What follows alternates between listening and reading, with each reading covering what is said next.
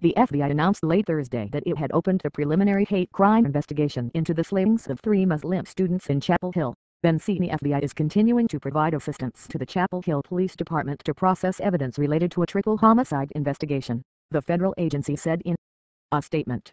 The FBI has also opened a parallel preliminary inquiry to determine whether or not any federal laws were violated related to the case. The announcement followed an emotional prayer service on the North Carolina State University campus, where all 3 had been undergraduates. Mourners came by the thousands under leaden skies, men in white skullcaps, women in dark head scarves, children dressed in their finest clothes, and college students in jeans. On the dead winter grass before them lay the caskets of 3 young Muslim students slain in nearby Chapel Hill this week. They were 2 newlyweds and the sister of the bride, all shot Tuesday, allegedly by a neighbor enraged over an ongoing parking space dispute, police said. Few in the gathering of some 5,000 people, Muslims and non-Muslims alike, seemed convinced that Shadi Barakat, his wife, Yusra Abu Salha, and her sister Razan Abu Salha were gunned down simply over a parking spot. The Muslim community has demanded that the killings be investigated as a possible hate crime.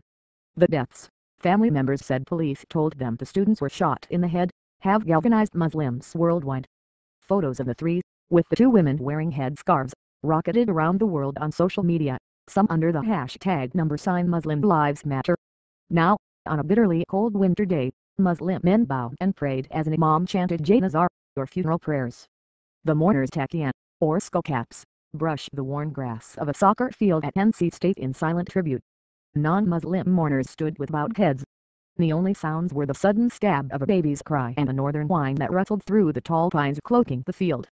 Mohammad Abu Salha, father of Yusra and Razan, said the families did not seek revenge. Our children are much more valuable than any revenge, he said. But Abu Salha, a psychiatrist, said he did seek acknowledgement from law enforcement, and from the world at large, that his daughters and son-in-law were killed at least in part because of their faith. We have no doubt why they died, Abu Salha told the mourners. This has hate crime written all over it. I will not bend over that. If they law enforcement do not listen carefully, then I will yell. He added, I trust law enforcement to do their duty. Officials have charged the newlyweds neighbor, Craig Stephen Hicks, 46, with 3 counts of first-degree murder in the deaths of Barakat, 23, Yusra, 21, and Razan, 19. North Carolina has hate crime laws for lesser crimes like property damage and assault, but not for first-degree murder, which already carries the most serious possible punishments, the North Carolina legal expert said Thursday. If a suspect charged with second-degree murder, an intentional but not premeditated killing, was motivated to kill because of the victim's religion, a judge could slightly increase the prison sentence, said Joseph Kennedy, the University of North Carolina law professor. But if a killing was intentional and premeditated, first-degree murder, no such hate crime enhancement exists, and state law does not make specific considerations for religious or racial hatred when a jury considers whether to give the defendant who is found guilty a life sentence or the death penalty. Kennedy said. Durham County District Attorney Roger Eccles, who is prosecuting Hicks, said a hate crime statute would not come into play in a first-degree murder case such as the one facing Hicks. But he said religious hatred is among the possible motives under investigation in the killings. We'll just have to let the investigation take its course, Eccles said in an interview Thursday. Neighbors described Hicks, a community college student, as a hulking, menacing figure who confronted neighbors of all races and religions over parking spots and noise. One resident, Samantha Manis, described his hostility as equal opportunity anger. Abu Salha said his daughter Yusra had complained of a spiteful neighbor who wore a gun on his hip when he confronted the couple more than once over a parking space. Honest to God, she said, he hates us for what we are and how we look, Abu Salha told a Raleigh newspaper. Barakat was a dental student at the University of North Carolina at Chapel Hill. His wife, whom he married December 27, was to join him in the program next fall. Razan was an honor student in architecture at North Carolina State. Several times, speakers at the service used the words selflessness and beautiful souls to describe the students. Barakat helped the homeless, and he and his wife raised money for dental care and dental kits for Syrian refugees in Turkey. Her sister was remembered as a loving, smiling young woman who helped everyone she met. All 3 had been undergraduates at North Carolina State. Barakat was a rabid NC State Wolfpack basketball fan, and had befriended a Muslim player on the team, Abdul Malik Abu. These children were die-hard Wolfpack, Abu Salha told the mourners. He said they were enormously proud of their association with the university.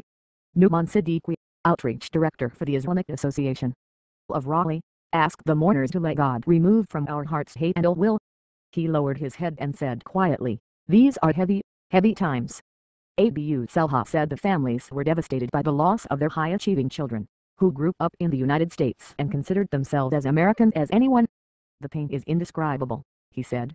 He spoke about Hicks' Facebook page, where the suspect described his anti-theism beliefs. Hicks wrote that organized religions were based on superstition, and were ignorant and dangerous. Abu Selha pointed out that Hicks posted on his Facebook page how much he hated faith. To the families, Abu Selha said, "Fighting hate crimes is all about making this country, that they love and where they live, safe for everyone." He urged mourners to honor their memories by living Islam, which means honoring all people on earth.